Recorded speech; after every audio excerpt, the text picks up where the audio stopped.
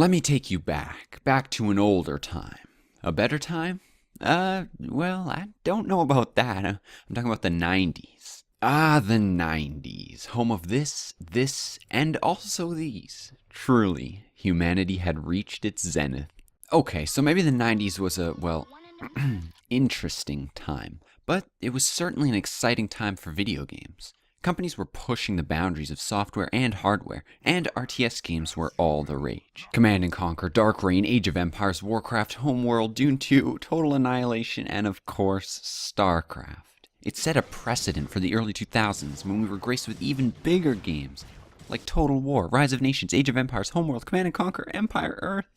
Oh my god. And buried in the mire of these good RTS games was a little gem simply known as Stronghold. Firefly Studios' flagship game series was actually their first game made. The company started up in 1999 and released the game in 2001. And of course, it received critical acclaim. For good reason, too. I mean, it was a ton of fun. Set in the medieval lands of Europe, your mission was to guide your army to victory over others. Classic RTS mechanics, right? Yes, but Stronghold focused just as much on the civilian economy as it did on military. Well, almost as much. Keeping your people happy, fulfilling their food, housing, religious, and of course their liquid needs, not notice if you know what I'm saying. Anyway, fulfilling these needs was just as important as keeping a stable military that could defend and attack. Trying to defend yourself and mount successful attacks against your enemies while trying to manage your population's needs and economic resources, that is what sets Stronghold apart. That and its giant customizable and buildable castles. Seriously, look at all these. Holy shit. And it was great. And everyone was like, oh shit, this company can make games.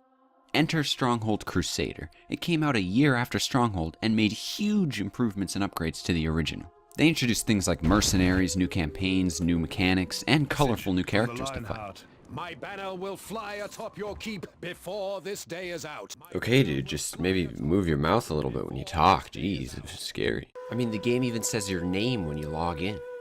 Greetings, Lord Bob. I'm Bob. The new setting? The deserts of Arabia, which is a perfect setting, design speaking. In the desert, resources are scarce. You now have to fight for fertile soil, iron, stone, and wood. Is this okay? Is this legal? Not to mention all the voice actors were really funny.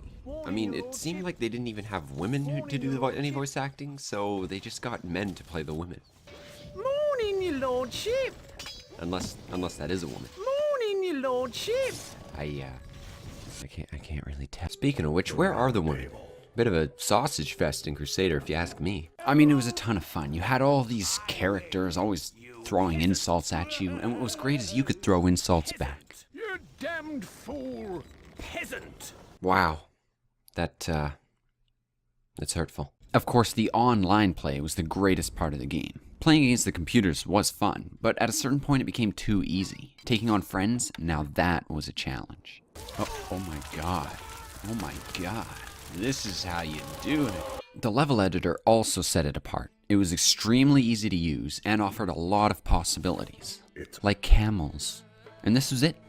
This is the golden goose. Firefly Studios had found their masterpiece. Everyone waited eagerly for the next Stronghold game. But 3 years pass, and there wasn't so much of a whisper. Was Stronghold fading into obscurity? No, of course not. It was 3 years later, and another Stronghold game finally came out. Stronghold II in 2005, and it was well, how do I describe it? Let's just say it was overwhelming in its concepts and underwhelming in its execution. First off, the game came with quite a few bugs and glitches when it was released, which is an issue that would plague the series from now on. Moreover, most fans felt it added in a little too much to manage. While the enemies made do with a couple buildings and could easily muster up an army quickly, the player had to manage the usual religion, ale, food, popularity, resources, and the army. But in Stronghold II, they also added in mass ceremonies, lordly duties, noble feasts, prestige, rat infestations, crime, criminal punishments, judicial hearings, thieves, estates, transportation of goods. I mean, cut me a break. I mean, I don't even know what half this stuff does. I mean, what's a bedchamber for? Oh. Look away, kids. I'll explain when you're older. Ensuring all of these were taken care of while fighting a war was a lot for some people. And then the pathfinding was just atrocious. Men stopped randomly, went really weird ways, and many times would refuse to attack enemies. But hey, they still call you Bob when you log in. Greetings, Lord Bob. But even for all of this, the game was alright.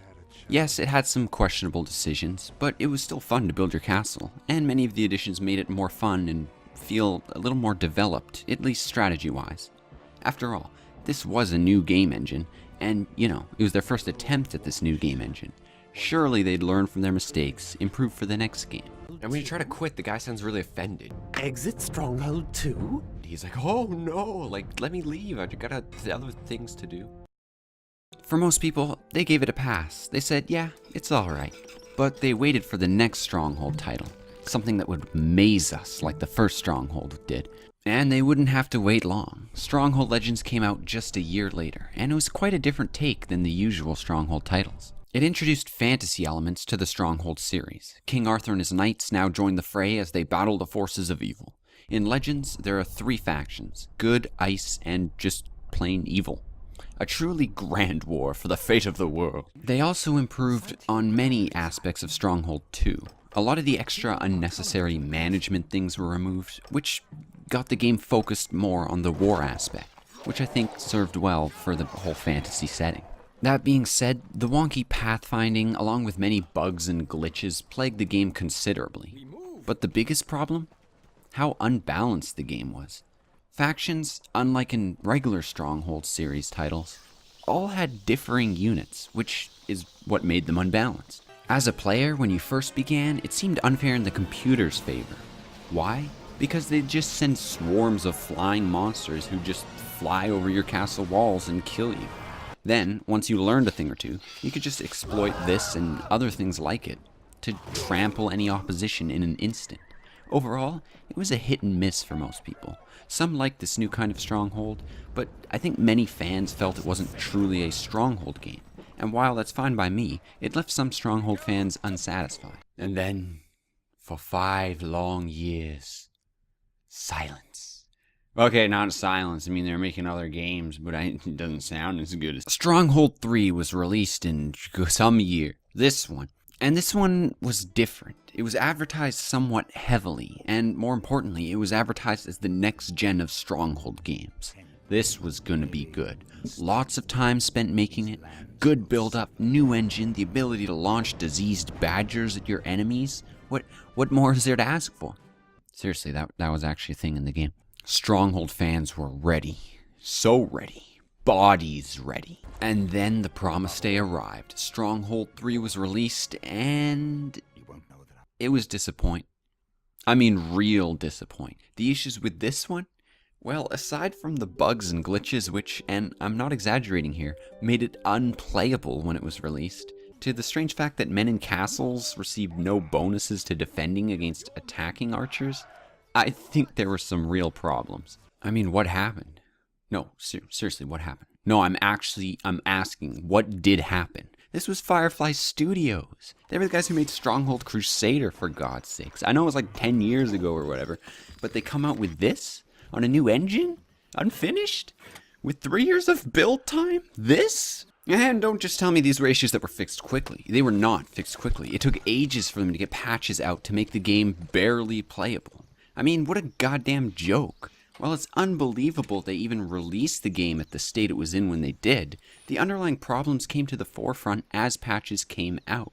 While it again wasn't a terrible game, it was plagued with possibly glitches, or if they weren't glitches, they were just really stupid design choices. As I said earlier, archers had no advantage to being in a tower or on a wall versus not, and the pathfinding was still terrible. Oh yeah, and another one of the biggest problems? The vision of units. Troops, for some reason, had very poor eyesight. I mean, they could hardly even see the enemies as they walked through them, the poor bastards. Now, I'm not kidding. When your archers refuse to shoot enemies right in front of them as they walk by into your castle, it makes you want to rip your still beating heart out of your chest. The game was shit, let's move on. Next to come out was Stronghold Crusader II. This one came out with a bit less hype, and I think after Stronghold 3 that definitely played in its favor. Although, to be fair, it was a lot better than Stronghold 3. In fact, you could say it improved on every aspect. But does that make it a good game? Unfortunately, no. Crusader II, while trying to go back to its roots, stems from one big problem. That is, aside from the bugs which also plagued the game at release. Are you starting to see a pattern here? The biggest issue? It can't measure up to modern RTS games at all. Now, don't get me wrong. I'm not expecting a miracle or anything. I'm not expecting the next greatest thing, the one to topple all other RTS games, but I do want something that can at least stand alone as a good RTS game, even against indie titles in the genre.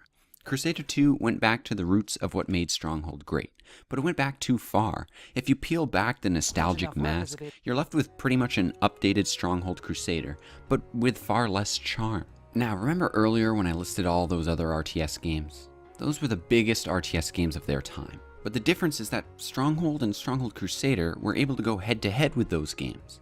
With Stronghold II, we've seen what modern games can do. We've seen what new engines are capable of. Our expectations were still that of the old Stronghold games, expecting an amazing new Stronghold experience. And what we got was, well, mediocrity. And I'm not going to pretend like I know all about game programming and game development. Taking on new engines and keeping up with modern tech can surely be a handful. But when you release broken games that don't live up to their predecessors' legacies, you're going to piss a lot of fans off, me included. And that's exactly what happened here.